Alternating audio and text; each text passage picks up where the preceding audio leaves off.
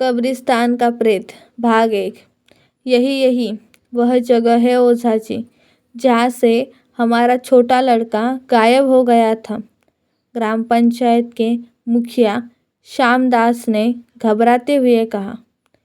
यूँ तो मुखिया जी बिल्कुल खौफ नहीं खाते थे, उल्टा 6 फुट के लंबे चौड़े श्यामदास की प्रभावशाली आवाज़ सुनकर लोग ही अक्सर डर जाया करते थे।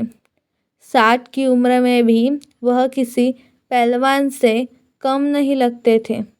सर पर सफ़ेद पगड़ी बांधकर हल्के बादामी रंग का कुर्ता और सफ़ेद पायजामा पहने, हाथ में लाठी पकड़े, जब वह 4-5 हट्टे कट्टे मुशंडों को साथ लेकर चलते तो पूरे गांव में किसी की हिम्मत ना होती कि उन्हें कुछ कह दे। लेकिन आज हालात कुछ अलग ही थे। आज मुखिया जी के चेहरे पर दहशत साफ नजर आ रही थी, क्योंकि उनका छोटा लड़का भानु गांव के सबसे अंतिम छोर पर पड़ने वाले कब्रिस्तान के पास आकर गायब हो गया था। रात के वक्त कब्रिस्तान में कोई नहीं जाता था, क्योंकि उन्हें अक्सर किसी का प्रेत वहाँ मंडराता हुआ दिखता था। कब्रिस्तान के बड़े से लोहे के दरवाजे के बाहर एक बहुत बड़ा पीपल का पेड़ लगा हुआ था। उस पेड़ को ध्यान से देखते हुए मुखिया ने अपने बगल में खड़े एक तगड़े से मवाली जैसे दिखने वाले व्यक्ति से पूछा, तुझे पूरा यकीन है भोरा कि भानु को तूने आखिरी बार इसी पेड़ के पास देखा था? हाँ मुखिया जी, भूरा पूरे विश्वास के साथ बोला। मैं आज 8 बजे के आसपास किसी काम से शहर की ओर जा रहा था। कब्रिस्तान तो शहर जाने वाले रास्ते में हमेशा पड़ता ही है। मैंने अपनी बाइक को धीमा कर लिया था, ताकि अबड़ खाबड़ रास्ते पर दिक्कत ना हो कि अचानक मेरी नज़र इस पीपल के पेड़ पर पड़ी, जहाँ भानु सम्मोहित सा खड़ा हुआ था। एकदम पथराई सी फैली हुई आंखें और शरीर में भी कोई हरकत नहीं। दूर से देखने पर किसी मूर्ति जैसा लग रहा था। मैंने तुरंत बाइक मोड़ी और पीपल के पेड़ के पास पहुंचा, लेकिन तब तक वह गायब हो गया, जैसे हवाई में ही घुल गया हो।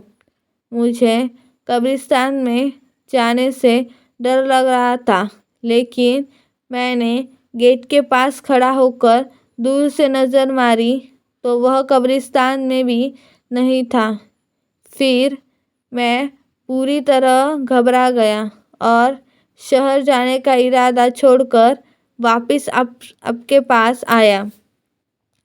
मुझे तो लगता है कि ज़रूर उसी भटकने वाले प्रेत ने ही भानु को कुछ चुप मुखिया जी चिल्लाकर बोले। उन्हें चिल्लाने की ज़रूरत कम ही पड़ी थी, लेकिन जब वे चिल्लाते थे तो ऐसा लगता था जैसे मानो बादल गरज रहे हो। भूरा एकदम से सहम कर चुप हो गया। फिर श्यामदास एकदम काला कुर्ता पहने, काला टीका लगाए हुए ओझा राघवन की ओर मुड़े, जिसे झाड़ फूँक के मामले में अच्छा जानकार समझा जाता था। राघवन लगभग 20 साल का पतला दुबला सा लड़का था, लेकिन इन सब मामलों में उसकी प्रसिद्धि बहुत थी।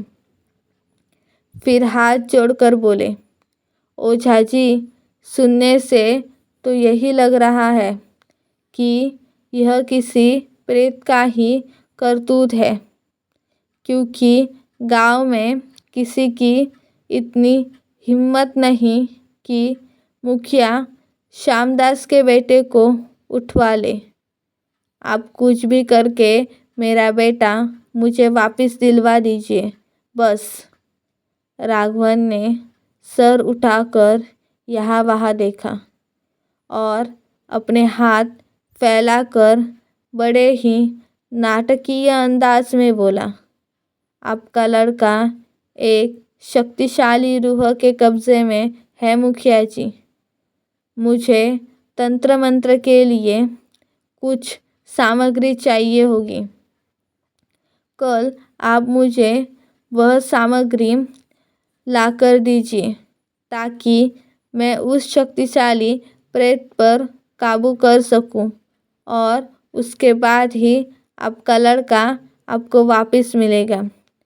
श्यामदास वहीं पास खड़े भूरा और बाकी के 4-5 मवालियों से बोला, ओझा जी के ज़रूरत की सामग्री कल तक उन्हें मिल जानी चाहिए। इस मामले में मुझे किसी प्रकार की कोताही नहीं चाहिए। जा अब इन्हें इनके घर छोड़ा।